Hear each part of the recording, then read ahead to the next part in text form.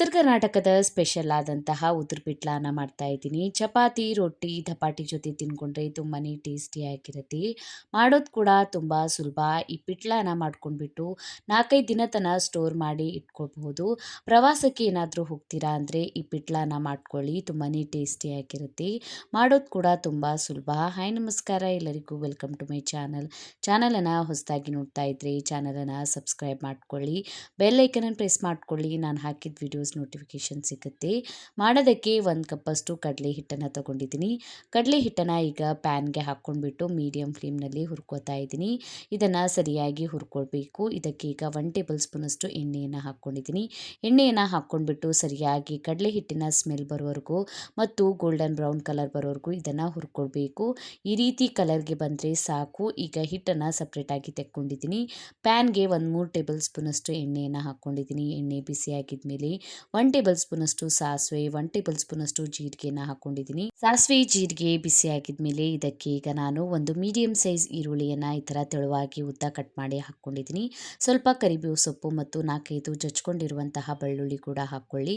ಚೆನ್ನಾಗಿ ಫ್ಲೇವರ್ ಬರುತ್ತೆ. ಈ ಥರ ಗೋಲ್ಡನ್ ಬ್ರೌನ್ ಕಲರ್ ಬರೋವರೆಗೂ ಇದನ್ನು ಹುರ್ಕೊಳ್ಬೇಕು. ಇದಕ್ಕೆ ಈಗ 1 ಟೇಬಲ್ ಸ್ಪೂನಷ್ಟು ಖಾರದ ಪುಡಿನ ಹಾಕ್ಕೊಂಡಿದ್ದೀನಿ. ರುಚಿಗೆ ತಕ್ಕಷ್ಟು ಉಪ್ಪನ್ನು ಸೇರಿಸ್ಕೊಳ್ಳಿ. ಅರ್ಧ ಟೇಬಲ್ ಸ್ಪೂನಷ್ಟು ಅರಿಶಿಣದ ಪುಡಿನ ಹಾಕ್ಕೊಂಡಿದ್ದೀನಿ. ಖಾರ ನೀವು ರುಚಿಗೆ ತಕ್ಕಷ್ಟು ಇದಕ್ಕೆ ಸೇರಿಸ್ಕೊಳ್ಬಹುದು. ಈಗ ಇದನ್ನು ಸರಿಯಾಗಿ ಫ್ರೈ ಮಾಡ್ಕೊಂಡಿದ್ದೀನಿ. ಇದಕ್ಕೆ 1 ಟೇಬಲ್ ಸ್ಪೂನಷ್ಟು ಧನಿಯಾ ಪೌಡರ್, 1 ಟೇಬಲ್ ಸ್ಪೂನಷ್ಟು ಗರಂ ಮಸಾಲಾನ ಹಾಕ್ಕೊಂಡಿದ್ದೀನಿ. ನಿಂಬೆ ಆಕಾರದ ಹುಣಸೆ ಹಣ್ಣನ್ನು ನೆನೆಸ್ಕೊಂಡಿದ್ದೆ. ಇದಕ್ಕೆ 1-2 ಟೇಬಲ್ ಸ್ಪೂನಷ್ಟು ಹುಣಸೆ ಹಣ್ಣಿನ ನೀರನ್ನು ಹಾಕ್ಕೊಳ್ಳಿ ಮತ್ತು 4-5 ಟೇಬಲ್ ಸ್ಪೂನಷ್ಟು ನೀರನ್ನು ಸೇರಿಸ್ಕೊಂಡ್ಬಿಟ್ಟು ಸರಿಯಾಗಿ ಮಿಕ್ಸ್ ಮಾಡ್ಕೊಂಡಿದ್ದೀನಿ. ಇದಕ್ಕೆ ಈಗ ಕಟ್ ಮಾಡ್ಕೊಂಡಿರುವಂತಹ ಸ್ವಲ್ಪ ಕೊತ್ತಂಬರಿ ಸೊಪ್ಪನ್ನು ಹಾಕ್ಕೊಂಡ್ಬಿಟ್ಟು ಮಿಕ್ಸ್ ಮಾಡಿ ಸರಿಯಾಗಿ ನೀರಿನೊಳಗೆ ಈ ಥರ ಕುದಿ ಬರೋವರೆಗೂ ಬೇಯಿಸ್ಕೊಳ್ಳಿ. ಆಮೇಲೆ ಇದಕ್ಕೆ ನಾವು ಹುರ್ಕೊಂಡಿರುವಂತಹ ಕಡಲೆ ಹಿಟ್ಟನ್ನು ಹಾಕ್ಕೊಂಡ್ಬಿಟ್ಟು ಸರಿಯಾಗಿ ಮಿಕ್ಸ್ ಮಾಡ್ಕೊಳ್ಬೇಕು. ಈ ಥರ ಒಂದು ಗಂಟಿರದೆ ಮಿಕ್ಸ್ ಮಾಡ್ಕೊಳ್ಳಿ. ಹುಳಿಯನ್ನು ಜಾಸ್ತಿ ಹಾಕ್ಕೊಳ್ಳೋದ್ರಿಂದ ಹಿಟ್ಟು ಬೇಗ ಕೆಡೋದಿಲ್ಲ. ನೋಡಿ, ಈಗ ಇದನ್ನು ಮೇಲ್ಗಡೆ ಲಿಡ್ಡನ್ನು ಕ್ಲೋಸ್ ಮಾಡಿ 2 ನಿಮಿಷ ಬೇಯಿಸ್ಕೊಂಡಿದ್ದೆ ಮೀಡಿಯಂ ಫ್ಲೇಮ್ನಲ್ಲಿ. ಈಗ ಉದುರು ಪಿಟ್ಲಾ ರೆಡಿಯಾಗಿದೆ. ತುಂಬಾ ಟೇಸ್ಟಿಯಾಗಿರುತ್ತೆ. ಪ್ರವಾಸಕ್ಕೆ ಎಲ್ಲಾದರೂ ಹೋಗ್ತೀರಾ ಅಂದರೆ ಈ ಪಿಟ್ಲಾನ ಮಾಡ್ಕೊಳ್ಳಿ, 4-5 ದಿನ ತನಕ ಕೆಡೋದಿಲ್ಲ.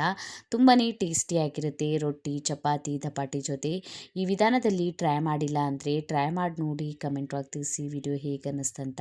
ವಿಡಿಯೋ ಇಷ್ಟ ಆಗಿತ್ತಂದರೆ ವಿಡಿಯೋಗೊಂದು ಲೈಕ್ ಮಾಡಿ, ಫ್ಯಾಮಿಲಿ ಮತ್ತು ಫ್ರೆಂಡ್ಸ್ ಜೊತೆ ಶೇರ್ ಮಾಡ್ಕೊಳ್ಳಿ.